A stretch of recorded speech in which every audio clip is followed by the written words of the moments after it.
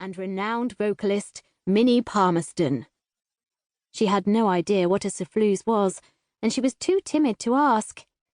The names of artistes appearing that week was long, but Ella had no time to read it all as she followed the tall figure in front of her.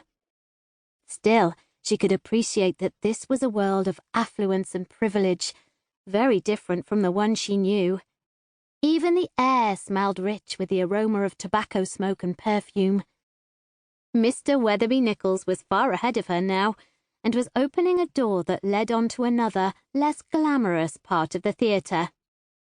Doors led off corridors to the right and left, the dressing rooms, she guessed, of the famous performers.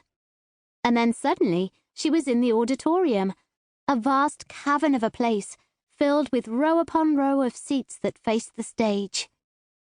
Ella glanced up at the gilt railings of the upper floors, overawed by the sheer size of the theatre.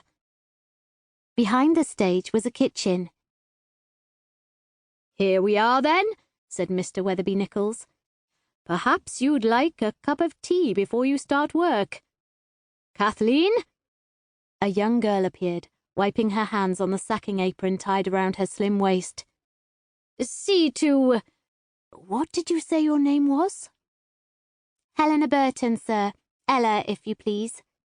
"Well, Ella," he smiled, "our little Irish Colleen here will show you where to start. The rest of the staff will already be at work, though, as I expected, our Kathleen has been boiling the kettle for a brew." "By the Blessed Virgin, I have not," Kathleen protested.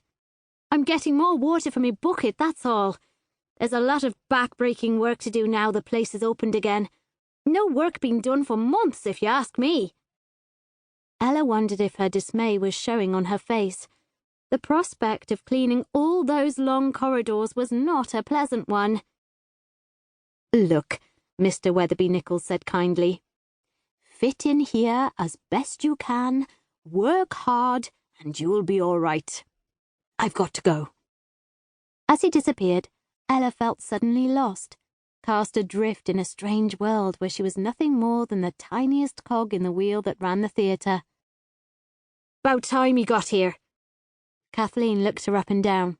"Sure, you're a bit on the small side, so you are so."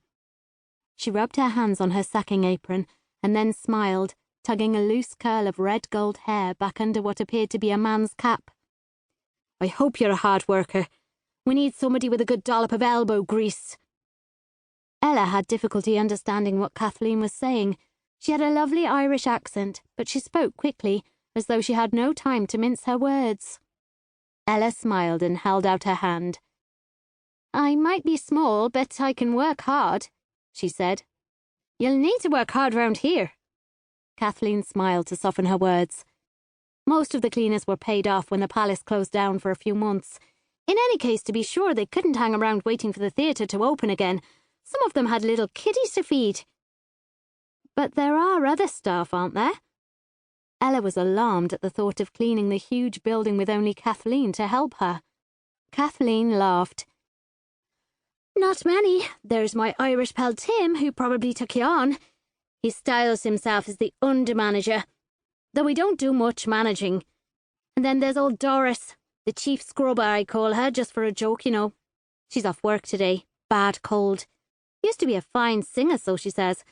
And I've got no reason to call her a liar. Mind, she's old now and half blind. She don't even see the fag ends the toffs throw away." She paused and looked sharply at Ella. "Good bit of tobacco in them fag ends, not to be wasted. But that's my business, right? Any fag ends you pick up belong to me. Understand that, and we'll get on just fine, so we will." Ella had no interest in fag ends and wondered why Kathleen collected them. "And the man who let me in?" Ella changed the subject. "What does he do?" "He's the manager of the place." "Is he a good manager?" Ella asked hopefully. "He seems to have a very nice way with him." "Don't be fooled by his chat. Anthony likes to think he's the boss, but he don't own the palace.